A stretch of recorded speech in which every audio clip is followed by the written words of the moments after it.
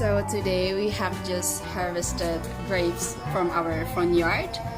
It's called Jupiter.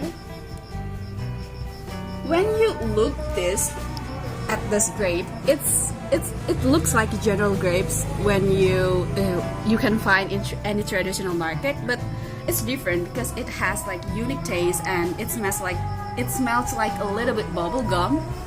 So yeah, so the taste and the smell make this kind of grape Jupiter unique. So you have to try it. It's cool.